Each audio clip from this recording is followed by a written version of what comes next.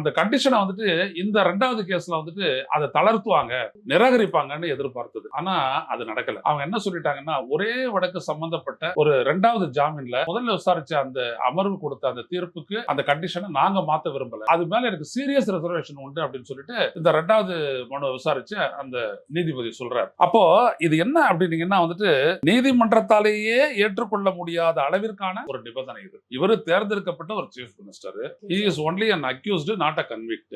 அப்படி இருக்க அவருக்கு பெயில நீங்க கொடுக்குறீங்க, ஏன்னா பெயில் அவருடைய உரிமை அப்படின்னு சொல்றீங்க. அப்படியாப்பட்டவர் வந்துட்டு செயல்படக்கூடாதுன்னா எப்படி? வழக்கினுடைய பூர்வாக ஆதாரம் அப்படின்னு ஒண்ணு கூட இல்ல, வாக்குமூலம் தான் இது வரைக்கும் இருக்குது. அப்படி இருக்க அந்த மாதிரி சொன்னது என்ன பண்ணுச்சு அப்படின்னா, இது தன்னை அசைய விடாத பண்ண ஒரு முயற்சி. அதாவது ஒரு உள்ள இருக்கும் போதும் கூட you could able to take decision that can be implemented by the ministry, அவருடைய மினிஸ்ட்ரி. இப்ப அது கூட பண்ண முடியாத நேரத்துல அவர் என்ன பண்றாரு, நான் மக்கள் கிட்ட போயிடுறேன், நான் ரிசைன் பண்றேன். இப்போ ரிசைன் பண்றதுனால என்ன அப்படின்னா, ரிசைன் பண்ணி நாங்க தேர்தலை சந்திக்க போறோம் அப்படின்னு சொல்லிட்டு அவர் சொல்லிட்டாரு.